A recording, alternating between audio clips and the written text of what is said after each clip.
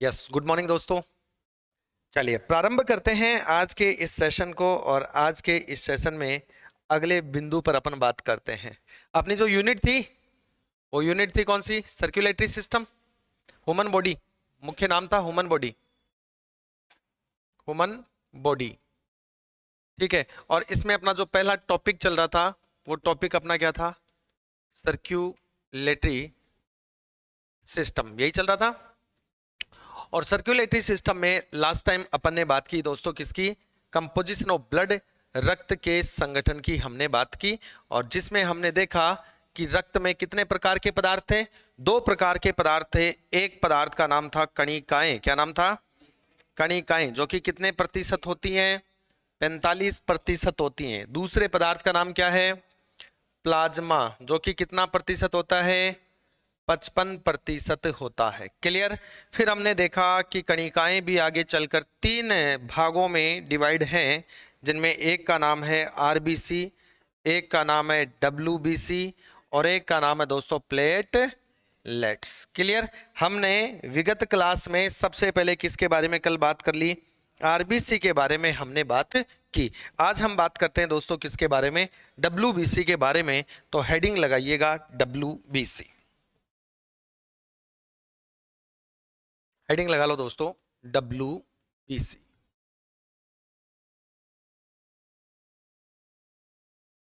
WBC heading लगाइए। ठीक है, हेडिंग लगा के ध्यान देंगे, बाद में लिखेंगे। सबसे पहली बात, एग्जाम में जो प्रश्न आपसे यहां से पूछ सकता है वो आपसे पूछ सकता है कि डब्ल्यूबीसी का पूरा नाम क्या है। सबसे पहले क्या पूछ सकता है? पूरा नाम।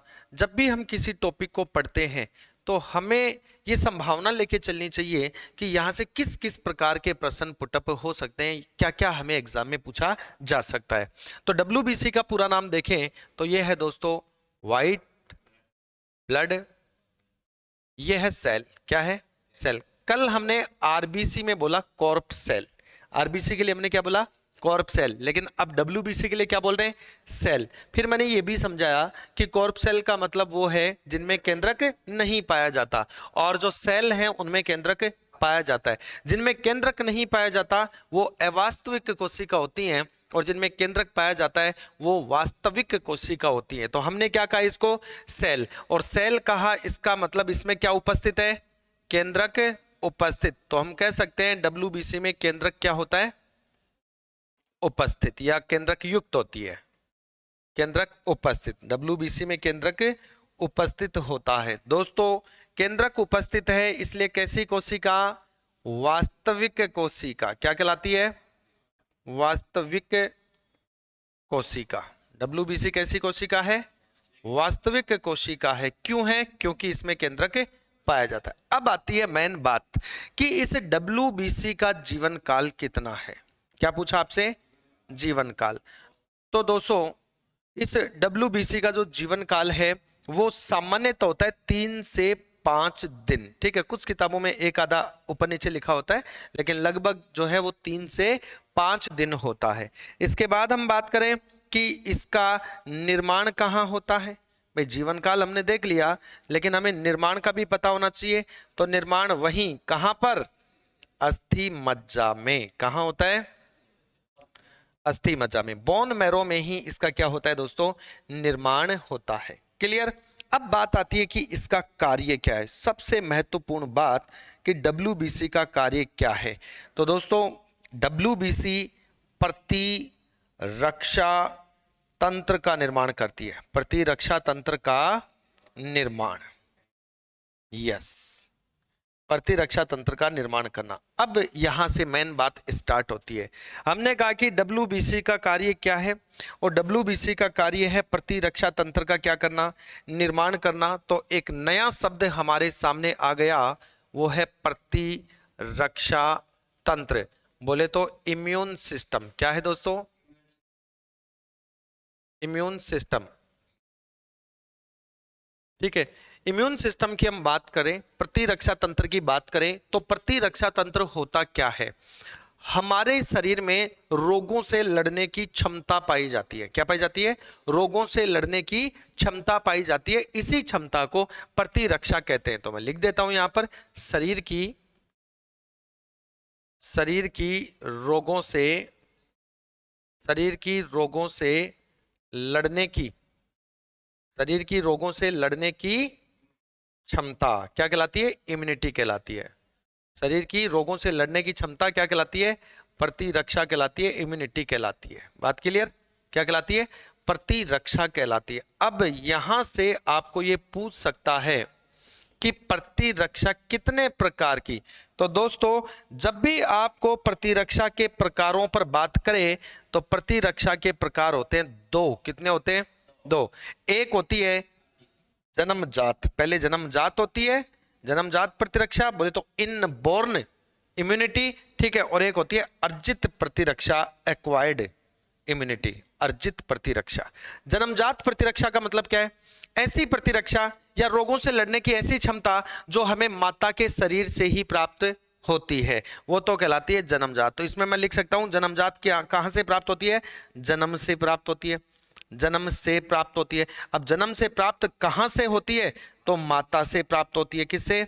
माता से। माता के शरीर से हमारे शरीर में प्रतिरक्षाएं आती हैं। और एक होती है अर्जित प्रतिरक्षा, एक्वायर्ड इम्यूनिटी, हमने अर्जित की है और वो अर्जित करते हैं हम टीके के द्वारा। किसके द्वारा? टीके के द्वारा। तो अर्जित प्रतिरक्षा को कहते हैं या तो कह दो अजन्मजात, अजन्मजात, और या कह दो जन्म के बाद उपार्जित, उपार्जित बोले तो प्राप्त की हुई। और ये उपार्जित की जाती है कहां से? टीकों से। कहां से की जाती है? टीकों से। अब मैं आपको एक बहुत अच्छा एग्जांपल समझाने वाला हूं इस बात का।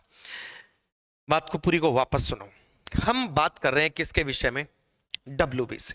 डब्ल्यूबीसी हमारे यानी कि मानव के रक्त में पाई जाने वाली एक कोशिका है जिसका पूरा नाम व्हाइट ब्लड सेल है, जिसमें केंद्रक उपस्थित है। इसका वास्तविक कोशिका कहलाती है। इसका जीवन काल 3 से 5 दिन है और इसका जो निर्माण है वो हमारी हड्डियों के बीच में पाए जाने वाले अस्थि मज्जा में होता है। फिर हमने बात की कि इस डब्ल्यूबीसी का कार्य क्या है। तो इसका कार्य है हमारे शरीर में प्रतिरक्षा तंत्र का निर्माण करना, इम्यून सिस्टम का निर्माण करना। अब प्रतिरक्षा तंत्र होता क्या है? तो शरीर की रोगों से लड़ने की क्षमता। कैसे? हमारे शरीर में बाहर से कोई जीवाणु आया, कोई विषाणु आया, कोई कवक आया, कोई प्रोटोजो आया या अन्य कोई सूक्ष्म पदार्थ जो हमारे शरीर पर अटैक करते हैं, क्या उद्देश्य लेके? शरीर में रोग फैलाने का उद्देश्य लेकर कोई सूक्ष्म जीव हमारे शरीर पर अटैक करते हैं। और जब वो अटैक करते हैं तो उनको नष्ट करने का कार्य किसका होता है? डब्ल्यूबीसी का होता है। यानी कि रोगों से लड़ने की क्षमता क्या कहलाती है? प्रतिरक्षा तंत्र कहलाती है। अब ये प्रतिरक्षा दो प्रकार की होती है, यानी कि रोगों से लड़ने की क्षमता हमारे शरीर को दो तरह से मिल सकती है। एक तो जन्म से हमारे अंदर हो, और जो जन्म से है वो किससे प्राप्त होती है?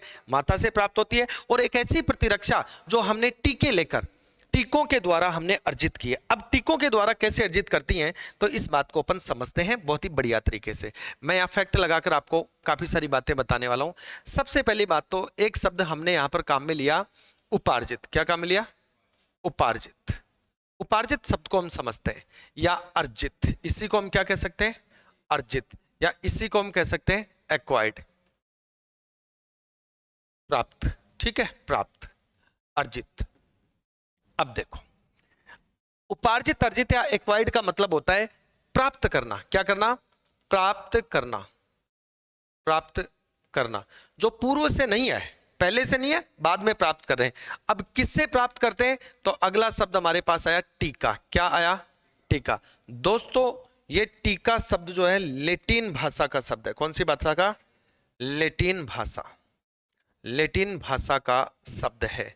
अब आप कई बार पढ़ते हैं कि सर लेटिन, हम जब भी साइंस में पढ़ते हैं हर जगह यूनान या लेटिन लिखा होता है, यूनान भाषा, लेटिन भाषा। इसका मतलब क्या है? इसका मतलब यह है कि उस समय हमारी यूनिवर्सल जो लैंग्वेज हुआ करती थी, पूरे विश्व में समझे जाने वाली, जाने जाने वाली जो भाषा हुआ करती थी, वो यूनान भाषा थी, अर्थात लेटिन भाषा थी। जैसे आज यूनिवर्सल लैंग्वेज के रूप में इंग्लिश है, आज हर जगह इंग्लिश को जाना जाता है। ठीक है, तो आजकल अपन बोलते हैं ना कि भाई आपने जो हिंदी में बोला इसका इंग्लिश वर्जन बताना, जरा मेरे हिंदी समझ नहीं आई। क्योंकि हिंदी क्या होती है, किसी क्षेत्र विशेष की अलग अलग हो सकती है, क्षेत्र विशेष की भाषा अलग अलग हो सकती है, लेकिन एक ऐसी भाषा जो पूरे विश्व में एक समान हो, वो यूनिवर्सल लैंग्वेज कहलाती है। तो ऐसे ही पहले यूनिवर्सल लैंग्वेज कौन थी? लेटिन थी, यूनान थी, या ग्रीक भाषा थी। ठीक है, ये लेटिन भाषा का शब्द है। और ये जो टीका है, इसे इंग्लिश में यानी लेटिन भाषा में कहते हैं वैक्का। क्या कहते हैं? वैका। और वैका वास्तव में किसको कहते थे, बात को समझना। ये वैका जो शब्द था ना लैटिन भाषा में, हाँ ये वैका कहते थे गाय को। गाय को वैका तो कहते हैं लैटिन में, और हिंदी में अपन क्या कहते हैं, शाब्दिक अर्थ गाय। और सबसे पहला जो टीका प्राप्त किया गया, मैं लिख देता हूं यहां पर, प्रथम टीका, सबसे पहला दुनिया का सबसे पहला जो टीका था, बोलो किसका था पहला टीका, किसके लिए बनाया गया था, एडवर्ड जेनर ने बनाया था, किसके लिए,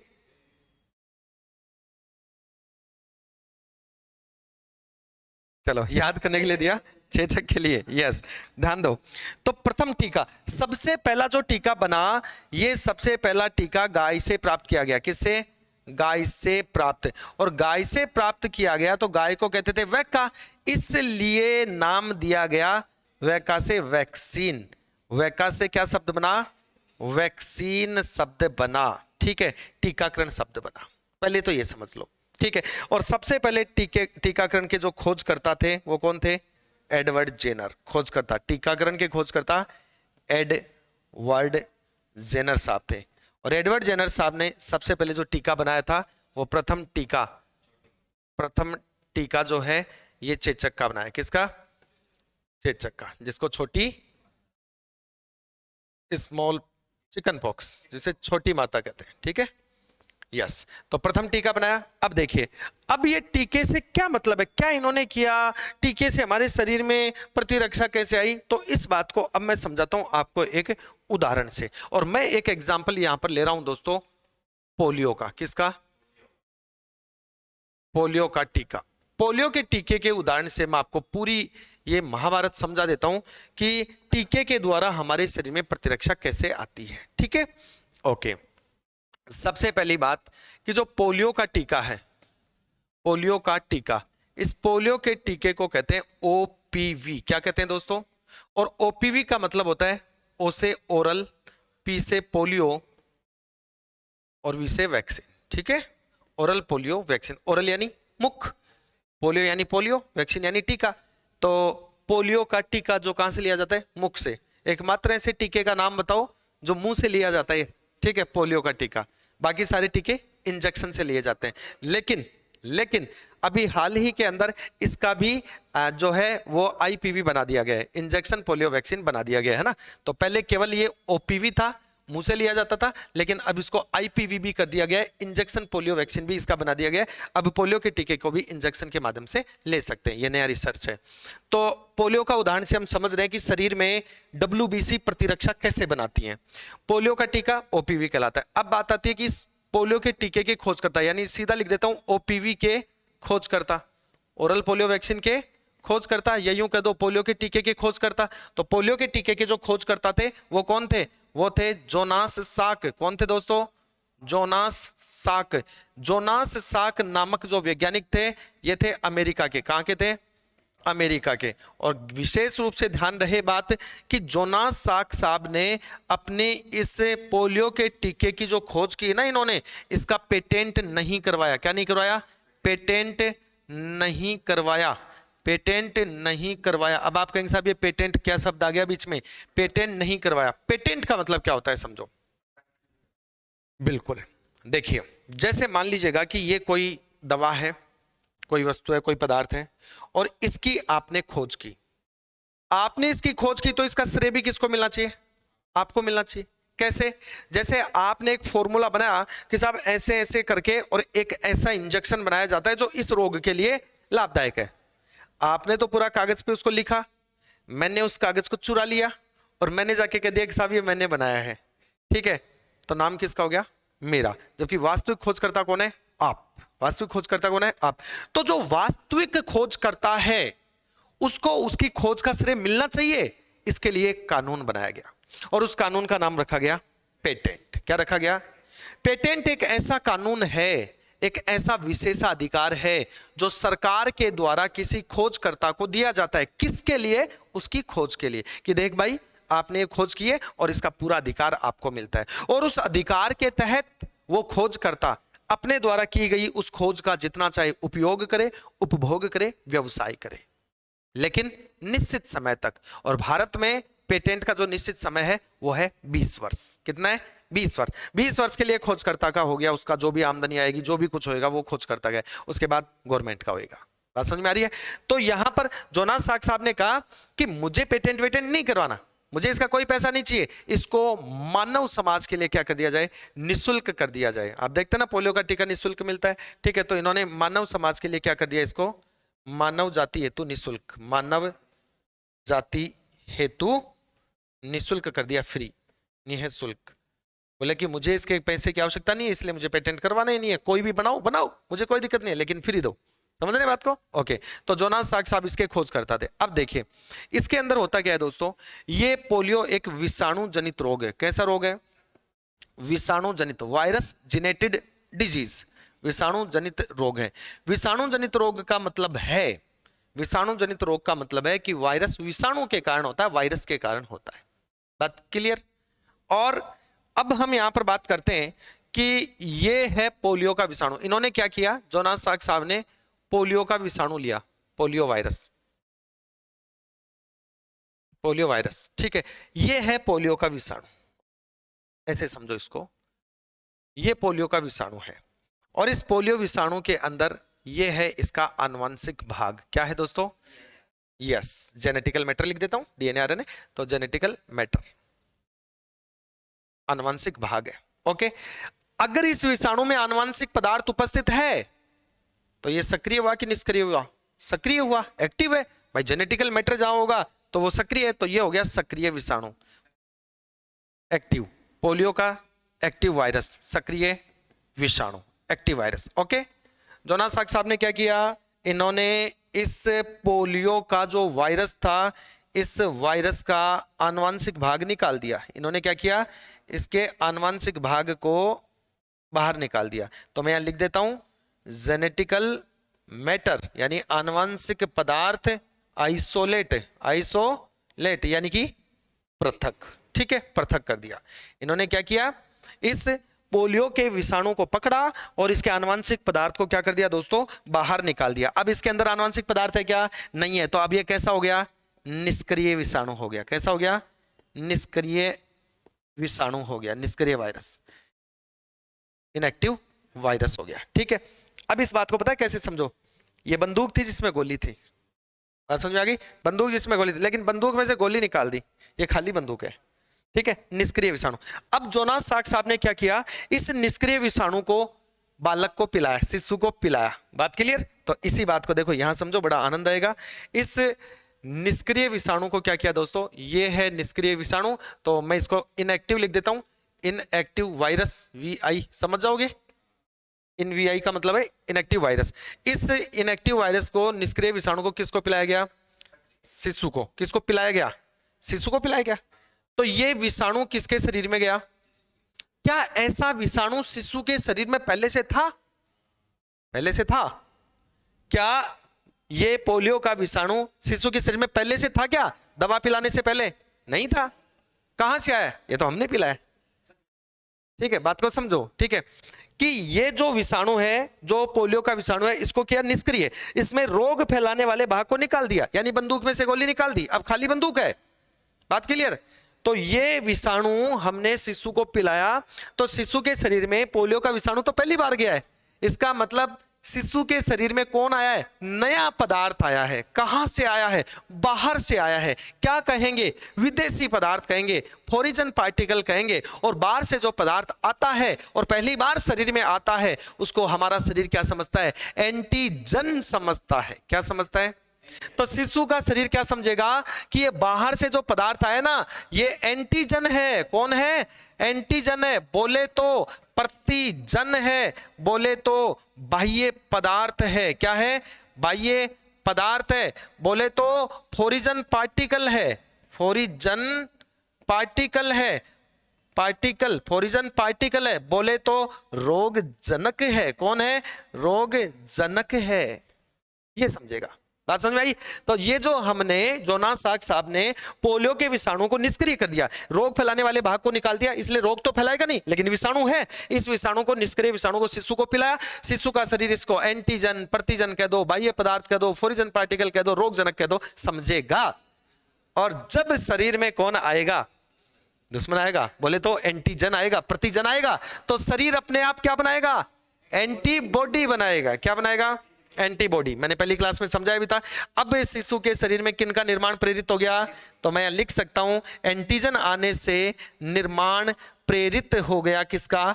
एंटीबॉडी का। एंटीबॉडी का, यानी कि अब शिशु के शरीर में क्या बनना प्रारंभ हो गए? एंटीबॉडी। किसको मारने के लिए? बाहर से आने वाले इस एंटीजन को मारने के लिए। ये एंटीजन किसका है? पोलियो का है। ये एंटीजन, ये वायरस कौन है? पोलियो का वायरस है। तो जैसे ही शिशु के शरीर में ये वायरस गया तो शिशु के शरीर में जो डब्ल्यूबीसी थी रक्त में, वो डब्ल्यूबीसी एक्टिव होती है और एक्टिव होकर थाइमस ग्रंथि में पहुंचती है। कहां पहुंचती है? थाइमस ग्रंथि में। बात क्लियर? कि जैसे ही शिशु के शरीर में बाहर से नया कोई पदार्थ जाता है रोग फैलाने वाला, तो शिशु के शरीर की डब्ल्यूबीसी एक्टिव होती है और सीधी कहां आकर पहुंचती है? थाइमस ग्रंथि में। और थाइमस ग्रंथि में लेती हैं प्रशिक्षण, ट्रेनिंग। क्या ट्रेनिंग लेती है डब्ल्यूबीसी थाइमस ग्रंथि में? कि बाहर से कोई पदार्थ आया है, हमें बताओ, हमें उसको मारना है या छोड़ना है। तो थाइमस ग्रंथि में उनको किनको? डब्ल्यूबीसी को ट्रेनिंग दी जाती है, प्रशिक्षण दिया जाता है। किस बात का? पहचान करने का। क्या करने का? पहचान करने का। क्या पहचान करने का? कि हमारे शरीर में बाहर से जो पदार्थ आ रहा है वो शरीर के लिए लाभदायक है या हानिकारक है। लाभदायक है तो मारना नहीं है, हानिकारक है तो छोड़ना नहीं है। जैसे दही खाते हैं, दही में लैक्टोबैसिलस जीवाणु है, तो क्या डब्ल्यूबीसी उनको मारती है? क्या नहीं मारती। क्यों? क्योंकि वो शरीर के लिए लाभदायक है। इसलिए डब्ल्यूबीसी को थाइमस में ये प्रशिक्षण दिया हुआ है, ट्रेनिंग दी हुई है कि ऐसा ऐसा है तो लाभदायक है, मारना नहीं है। लेकिन ये लाभदायक थोड़ी ना था, ये तो हानिकारक था। ठीक है, तो डब्ल्यूबीसी बाहर से देख के पहचानती है। डब्ल्यूबीसी को इस बात से मतलब नहीं है कि अंदर आनुवंशिक पदार्थ है कि नहीं। ठीक वैसे ही जैसे एक व्यक्ति बंदूक लेकर इस कमरे में आकर अपने को कहे कि हैंड्स अप, हाथ ऊपर कर लो, नहीं गोली मार दूंगा, अपन क्या कहेंगे? हाथ ऊपर करेंगे ना। उसको ऐसे थोड़ी कहेंगे कि देख भाई साहब, हम तेरे से डर तो जाएंगे, लेकिन पहले तेरी बंदूक खोल के दिखा, इसमें गोलियां हैं, तो तेरे से डर के ऊपर हाथ करें, नहीं तो नहीं करें। ऐसा तो नहीं कहेंगे ना। हमने तो उसके हाथ में केवल क्या देखी है? बंदूक। ये थोड़ी देखी है कि उसके अंदर गोली है कि नहीं। तो डब्ल्यूबीसी ने तो केवल देखा है कि विषाणु आया है, उसको ये नहीं मतलब कि इसके अंदर रोग फैलाने वाला भाग है या नहीं है। तो जैसे इसके बाह्य आवरण को देखा, पहचाना, थाइमस ग्रंथि में डब्ल्यूबीसी गई और पहचान कर इनको नष्ट करने की क्षमता लेकर आ गई। यानी डब्ल्यूबीसी क्या बन गई? बाहर से आने वाले दुश्मनों को मारने वाली। और जो मारता है वो सैनिक है, जो मारता है वो सैनिक है। इसलिए हम कह सकते हैं कि डब्ल्यूबीसी को हमारे शरीर का सैनिक कहते हैं। क्या कहते हैं? तो डब्ल्यूबीसी को, यस, हमारे शरीर का, डब्ल्यूबीसी को हमारे शरीर का क्या कहते हैं? सैनिक कहते हैं, सोल्जर, सैनिक कहते हैं। और चूंकि हमारे शरीर में जब भी कोई रोग फैलाने वाला पदार्थ प्रवेश करता है तो सबसे पहले हमारी सुरक्षा डब्ल्यूबीसी करती है। जैसे हमारे भारत में कोई भी दुश्मन पहली बार घुसेगा तो सबसे पहले सुरक्षा कौन करेगी? बीएसएफ। तो इसलिए हम हमारी आर्मी को हमारी सुरक्षा की पहली पंक्ति कहते हैं कि नहीं? फर्स्ट लाइन ऑफ डिफेंस कहते हैं कि नहीं? ठीक ऐसे ही शरीर में कोई जीवाणु, विषाणु, कवक, प्रोटोजोआ या रोग कारक प्रवेश करता है तो हमारे शरीर की सबसे पहले सुरक्षा डब्ल्यूबीसी करती है। इसलिए डब्ल्यूबीसी को हमारे शरीर की सुरक्षा की प्रथम पंक्ति कहते हैं। डब्ल्यूबीसी को हमारे शरीर की सुरक्षा की क्या कहते हैं मित्रों? प्रथम पंक्ति, first line of defence, first line of defence, प्रथम पंक्ति कहते हैं। ठीक है, हाँ, first line of defence, first line of defence कहते हैं सुरक्षा की प्रथम पंक्ति। किसको? डब्ल्यूबीसी को। अब देखो क्या हुआ, बात को समझो। अगले दिन वो बंदूक वाला बंदा फिर आया, बोला हैंड्स अप, हाथ ऊपर करो, नहीं गोली मार दूंगा। फिर हमने हाथ ऊपर किया। मैं क्या समझाना चाह रहा हूं कि अगले साल फिर हमने शिशु को निष्क्रिय विषाणु पिलाया, फिर नया एंटीजन गया वापस से, फिर डब्ल्यूबीसी एक्टिव हुई, फिर उन्होंने ट्रेनिंग ली, सैनिक मजबूत हो गए। फिर तीसरे दिन वो बंदूक वाला आया कि हैंड्स अप, हाथ ऊपर कर लो, नहीं गोली मार दूंगा। फिर हमने हाथ ऊपर किया, यानी तीसरे साल फिर शिशु को हमने यही निष्क्रिय विषाणु पिलाया, पोलियो का। चौथी बार फिर बंदूक वाला आया, चौथे साल यानी कि हमने फिर विषाणु पिलाया निष्क्रिय। ऐसे ही थोड़ी चलेगा। अब हम क्या सोचेंगे कि यार ये तो रोज रोज आने लग गया, ये तो रोज रोज आने लग गया, इसका कुछ तोड़ निकालना पड़ेगा। तो हमने दिमाग लगाया क्या कि दो बंदे गेट के पीछे छुपेंगे, जैसे ही वो आएगा वो उसको पकड़ेंगे, दो दौड़कर उसको मार देंगे। ऐसा ही हुआ। पांचवें दिन फिर वो बंदूक वाला आया और जैसे ही कमरे में एंट्री लिया तो दो जने जो गेट के पीछे थे उन्होंने पकड़ लिया, दो ने दौड़कर उसको मार दिया। क्या बना ली? प्रतिरक्षा। क्या बना ली? प्रतिरक्षा। बाद में पता चला कि आज से पहले 4 बार आया तब इसकी बंदूक में गोलियां नहीं थी, लेकिन आज 5वें दिन वास्तव में इसकी बंदूक में गोलियां थी, लेकिन जिस दिन गोलियां लेके आया उस दिन भी हमारा कुछ नहीं बिगाड़ पाया। यानी 4 साल तक 5 साल तक शिशु को हमने ये निष्क्रिय विषाणु पिलाया, शिशु के शरीर में एंटीबॉडी बन गई। अब मान लीजिएगा कि 6वें साल में ऐसा विषाणु शिशु के शरीर में चला गया जो कैसा है, जिसके अंदर रोग फैलाने वाला भाग उपस्थित है, तो क्या वो विषाणु अंदर जाते ही शिशु के शरीर में रोग फैला पाएगा? नहीं, बाहर से ऐसा आवरण देखते ही इनको मारने वाले WBC पिछले 5 साल में बहुत सारे बने चुके हैं। तो अब अगर 5 साल बाद में कहीं वास्तविक रूप से कोई सक्रिय विषाणु भी शिशु के शरीर में चला जाएगा तो वो कुछ नहीं बिगाड़ पाएगा, क्योंकि उसको नष्ट करने वाली WBC प्रतिरक्षा के रूप में बन चुकी है। यानी कि इस रोग के प्रति, इस पोलियो के रोग के प्रति हमारे शरीर में प्रतिरक्षा बन चुकी है। और यही बात हम कह रहे थे कि जो WBC है वो प्रतिरक्षा का निर्माण करती है। तो इस प्रकार से WBC जो है दोस्तों किसका निर्माण करती है? प्रतिरक्षा का। चूंकि इस पोलियो रोग से लड़ने की प्रतिरक्षा हमें माता के शरीर से नहीं मिली थी, हमने टीके ले लेकर शरीर में ये प्रतिरक्षा उत्पन्न की है, इसलिए दैट इज कॉल्ड एक्वायर्ड, यानी अर्जित प्रतिरक्षा, एज नवजात उपार्जित, जो कि किससे प्राप्त की? टीकों से। जैसे एक एग्जाम्पल अपन ने पढ़ा पोलियो के टीके से कैसे प्रतिरक्षा हमारे शरीर में उत्पन्न होती है। इतनी बात क्लियर है? यस, हाँ, 5 वर्ष तक पिलाते हैं। ठीक है, बात क्लियर? इतनी बात समझ में आई कि नहीं आई? इतनी बात अगर आपको बिल्कुल समझ में आ गई तो अब हम चलते हैं आगे। ये लाइन मैं समझा रहा था आपको, अब हम आगे बढ़ते हैं। चलिए, हाँ बता चुका मैं कल की क्लास में भी, दोबारा रिपीट कर दूंगा। ठीक है, चलिए अब आगे हम बात करते हैं नेक्स्ट। अब मित्रों पूछता है कि WBC की संख्या, क्या पूछता है? WBC की संख्या। इससे पहले मैं 2 बातें और लिख देता हूं जो मैंने बोली हैं। WBC को प्रशिक्षण, WBC को ट्रेनिंग यानी कि प्रशिक्षण। बोलो कहां मिलता है? भी बताया मैंने, प्रशिक्षण थाइमस ग्रंथि में। कहां पर? थाइमस ग्लैंड, थाइमस ग्लैंड में। कहां मिलता है? थाइमस ग्रंथि में, जो हमारे यहां होती है हार्ट के आगे की ओर। ठीक है, तो प्रशिक्षण थाइमस ग्रंथि में मिलता है। अब बात अगर आपसे पूछ ले कि WBC को प्रशिक्षण में क्या सिखाया जाता है, ट्रेनिंग में क्या सिखाया जाता है, तो प्रशिक्षण में सिखाया जाता है, प्रशिक्षण में यस सिखाया जाता है। तो सीधे लिख दो ना, पहचान करना, प्रतिजन की पहचान करना, प्रतिजन या एंटीजन की पहचान करना, एंटीजन की पहचान करना सिखाया जाता है। क्लियर? नेक्स्ट, अब हम बात करते हैं मित्रों, आपको जो परीक्षा में यहां से पूछ सकता है बेहतरीन बातें, वो आपसे कह सकता है कि WBC की संख्या, बिल्कुल आपसे WBC की संख्या पे बात कर सकता है। और अगर WBC की संख्या पे बात करेगा तो 2 प्रकार से आपसे WBC की संख्या पे बात कर सकता है, जिसमें आपसे कह सकता है कि यदि रक्त किसका है? पुरुष का है, कितना? 1 घन mm, कितना? 1 घन mm रक्त, तो उसके अंदर WBC होती है 6000 से 11, वो जो लाख है 50 से 55 वो RBC है। ठीक है, 6000 से 11000 कितने रक्त में? 1 घन mm में, 1 क्यूब mm में। अगर यही 1 घन mm रक्त किसका हो? महिला का हो। किसका हो? महिला का हो। तो इसके अंदर कितनी WBC होती है? तो 5000 से 10000। शाबाश, कितनी होती है? 5000 से 10000 होती है। बात समझ में आ गई? अब देखो, कोई बात नहीं, इतनी बात समझ आ गई। हाँ, प्रतिरक्षा भी कम होती है, ब्लड की मात्रा भी कम होती है। ठीक है, कल मैंने डिस्कस किया था कल की क्लास में पूरा। अब देखो, अब इस WBC की संख्या पर 2 प्रश्न और बनते हैं। WBC की संख्या, अब WBC की संख्या पर 2 प्रश्न और जो बनते हैं वो क्या है, जरा गौर फरमाएं। WBC की संख्या सामान्य से क्या हो जाए? कम, या WBC की संख्या सामान्य से क्या हो जाए? ज्यादा। 2 स्थितियां हो सकती है ना, या तो हमारे शरीर में WBC की संख्या बढ़ जाए या घट जाए। तो सामान्य से कम यानी 6000 या 5000 से कम, और अगर कम होती है तो इसे हम क्या कहेंगे? ल्यूकोपीनिया। ल्यूकोपीनिया क्या कहेंगे? इसे हम कहेंगे ल्यूकोपीनिया, जिसे हिंदी में अपन कहते हैं श्वेताणु, जिसे हिंदी में हम कहते हैं श्वेताणु न्यूनता। श्वेताणु न्यूनता, श्वेताणु यानी WBC और न्यूनता यानी कमी। श्वेताणु यानी WBC, न्यूनता यानी कमी। श्वेताणु न्यूनता कह दो, या टर्मिनोलॉजी में क्या कह दो? ल्यूकोपीनिया। क्या कह दो? ल्यूकोपीनिया। ओके, अगर WBC की संख्या सामान्य से ज्यादा होती है, 11000 या 10000 से ज्यादा हो जाए, तो उसे क्या कहेंगे? ल्यूकेमिया। क्या कहेंगे? ल्यूकेमिया कहेंगे। बोलो हिंदी में क्या कहेंगे?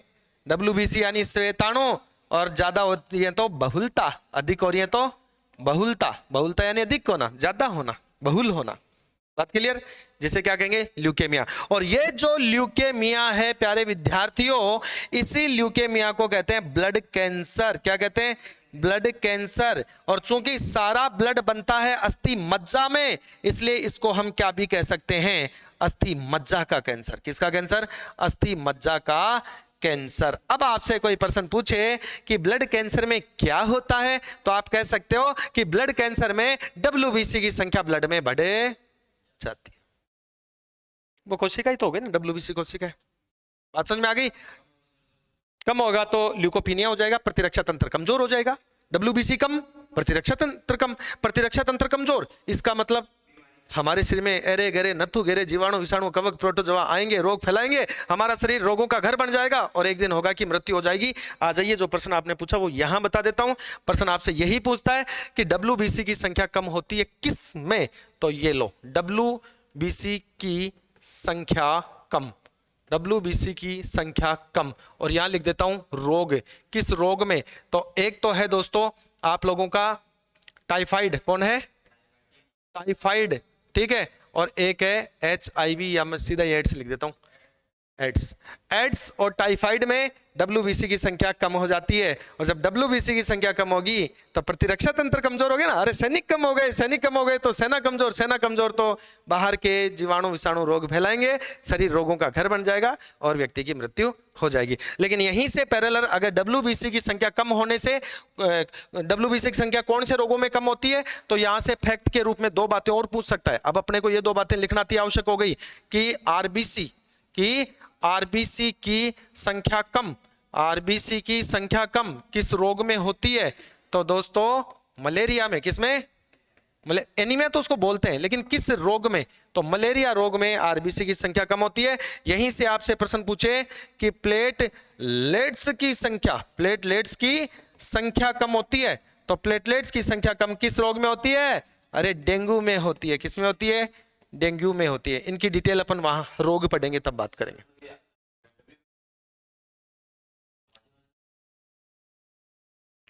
उसके लिए आप लोगों को जैसे मुख्य रूप से जो है आपको जैसे मेडिसिन होती हैं, पहली बात तो प्रीपेड यानी पूर्व निर्मित आपको प्रतिरक्षा लेनी पड़ती है। पूर्व निर्मित प्रतिरक्षा का मतलब हो गया जैसे दवाई हो गई, जो दवाई लेते हैं वो पूर्व निर्मित है। बात समझ में आ गई? यस। तो अब देखिए फैक्ट में WBC की संख्या कम किस रोग में होती है? एड्स और टाइफाइड में। RBC की संख्या कम होती है किस रोग में? मलेरिया में। प्लेटलेट्स की संख्या कम होती है किस रोग में? डेंगू रोग में इसकी संख्या कम होती है। इतनी बात समझ में आई या नहीं आई? आई? बात समझ में आई? यस। अब कई बार एक बहुत ही बेहतरीन प्रश्न यहां से पूछ लेता है, और वो प्रश्न है ये कि मानव में, मनुष्य में, लिख देता हूं यहां पर, मनुष्य में RBC व WBC का अनुपात कितना होता है? तो ये होता है दोस्तों, ये अनुपात होता है 600:1। हाँ, जहां हमारे शरीर में 600 RBC है संख्या में, वहां WBC 1 है। तो ये बहुत ही अच्छा प्रश्न है कि मनुष्य में RBC और WBC का अनुपात कितना है? तो 600:1। कितना है? 600:1 है। कहानी समझ में आई या नहीं आई? एक बार रिपीट कर लेते हैं। हम बात कर रहे थे रक्त के संगठन की, जिसमें विगत क्लास में RBC पढ़ा, आज की क्लास में हमने WBC पे चर्चा की। WBC का पूरा नाम बोलो क्या है? व्हाइट ब्लड सेल है। इसमें केंद्रक पाया जाता है। इसका ये वास्तविक कोशिका है। इसका जीवन काल 3 से 5 दिन। निर्माण इसका भी अस्थि मज्जा में होता है, और इसकी संख्या को मापने वाला यंत्र कल बता चुका हूं, हेमेटोसाइटोमीटर है। और कार्य इसका प्रतिरक्षा तंत्र का निर्माण करना। प्रतिरक्षा तंत्र हमारे शरीर की रोगों से लड़ने की क्षमता को कहा जाता है, जो कि 2 प्रकार की होती है। या तो हमें जन्म से प्रतिरक्षा मिले, और या हमें जन्म के बाद प्राप्त करनी पड़े, यानी अर्जित करनी पड़े। जन्मजात माता के शरीर से, और अर्जित हमें टीकों से प्राप्त होती है। फिर हमने बात की उपार्जित, अर्जित या एक्वायर्ड का मतलब है प्राप्त करना, फिर हमने टीके शब्द के बारे में देखा, लैटिन भाषा का शब्द है, वैका से बना है, वैका को गाय कहते हैं, प्रथम टीका गाय से प्राप्त हुआ, इसलिए वैका से वैक्सीन शब्द बना। ठीक है, पहले जो प्रथम टीका बनाया गया उसके खोजकर्ता एडवर्ड जेनर थे और उन्होंने चेचक का टीका बनाया। ठीक है, इसके बाद हमने क्या बात की दोस्तों, हमने बात की एक पोलियो के टीके का एग्जाम्पल लिया कि पोलियो का टीका ओपीवी कहलाता है, ओरल पोलियो वैक्सीन, मुंह से लिया जाता है, लेकिन आजकल आईपीवी भी है, इंजेक्शन पोलियो वैक्सीन भी बना दिया गया है। ओपीवी के खोजकर्ता जोनास साक अमेरिका के, पेटेंट नहीं करवाया, मानव जाति के लिए निःशुल्क किया। विषाणु जनित रोग है पोलियो ना, किसने लिया पोलियो के टीके का, किसने लिया आपसे? पोलियो का ही तो निःशुल्क है, बाकी का थोड़ी, पूरे वैक्सीन का थोड़ी, केवल पोलियो की बात कर रहा हूं, केवल पोलियो की बात कर रहा हूं, क्योंकि इन्होंने क्या नहीं करवाया, पेटेंट नहीं करवाया। ठीक है, फिर हमने बात की, उदाहरण समझा कि किस प्रकार से हमारे शरीर में टीकों के माध्यम से जो है वो प्रतिरक्षा बनती है, निर्मित होती है, एंटीबॉडी कैसे बनते हैं। फिर हमने कहा डब्ल्यूबीसी को शरीर के सैनिक की संज्ञा दी गई है, सबसे पहले सुरक्षा करती है, इसलिए हमारे शरीर की सुरक्षा की प्रथम पंक्ति डब्ल्यूबीसी कहलाती है। डब्ल्यूबीसी को प्रशिक्षण थाइमस ग्रंथि में मिलता है, जहां इनको सिखाया जाता है क्या, बाहर से आने वाले पदार्थ की पहचान करना कि कौन से पदार्थ शरीर के लिए लाभदायक है, कौन से हानिकारक है। डब्ल्यूबीसी की संख्या पुरुषों में 6000 से 11000, महिलाओं में 5000 से 10000 है। और डब्ल्यूबीसी की संख्या यदि सामान्य से कम होती है तो ल्यूकोपीनिया, श्वेताणु न्यूनता, और यदि ज्यादा होती है सामान्य 11000 या 10000 से ज्यादा तो ल्यूकेमिया, जो श्वेताणु बहुलता कहलाता है। इसी ल्यूकेमिया को ब्लड कैंसर या अस्थि मज्जा का कैंसर कहते हैं दोस्तों। फिर हमने बात की कि डब्ल्यूबीसी की संख्या जिस रोग में कम होती है वो है टाइफाइड और एड्स, और आरबीसी की संख्या जो कम होती है उस रोग का नाम है मलेरिया, और प्लेटलेट्स की जो संख्या कम होती है वो कौन है दोस्तों, डेंगू। कौन है, डेंगू रोग है। ठीक है, मनुष्य में आरबीसी और डब्ल्यूबीसी का जो अनुपात है, यह अनुपात होता है 600:1। कितना होता है, 600:1 होता है। बोलिए, बात समझ में आई या नहीं आई? बात क्लियर है? अगली क्लास में हम प्लेटलेट्स और प्लाज्मा के विषय में बात करेंगे, और जब प्लेटलेट्स और प्लाज्मा कंप्लीट हो जाएगा तो आप लोगों का एक टॉपिक इस यूनिट में, एक जो टॉपिक है रक्त का संगठन, वो अपना क्या हो जाएगा, पूरा हो जाएगा। ठीक है, इसी तरह से हम बिल्कुल एक एक शब्द को जीरो से एंड तक पढ़ेंगे। एग्जाम में कैसा भी प्रश्न यहां से पूछे आपका छूटना नहीं चाहिए, यही हमारा उद्देश्य है। क्योंकि एक एक प्रश्न जहां होता है वहां 100 विद्यार्थी ऊपर नीचे होते हैं। एक प्रश्न गलत का मतलब 100 विद्यार्थी अपने से ऊपर, 2 गलत 200 ऊपर। बात समझ में आ रही है? ऐसे 10 हो जाएंगे तो 1000 ऊपर। पोस्टिंग इतनी आएंगी, पोस्टें इतनी आएंगी जितनों की तो हम नीचे आ गए। इसलिए हमें एक भी प्रश्न गलत नहीं करना है, यही सोच के हमें अपनी तैयारी करनी है कि इस बार हमें अपना पूरा देना है। ठीक है, आप अपनी 100% दीजिएगा, हम हमारा 100% आपको दे रहे हैं। दोनों की मेहनत, दोनों की प्रेरणाएं मिलकर दोस्तों आप लोगों का रिजल्ट लेके आएंगी, और रिजल्ट होगा कि आप इस बार लैब असिस्टेंट में फाइनली सिलेक्शन लेंगे। ठीक है, मिलते हैं अगले सेशन में, तब तक के लिए नमस्कार।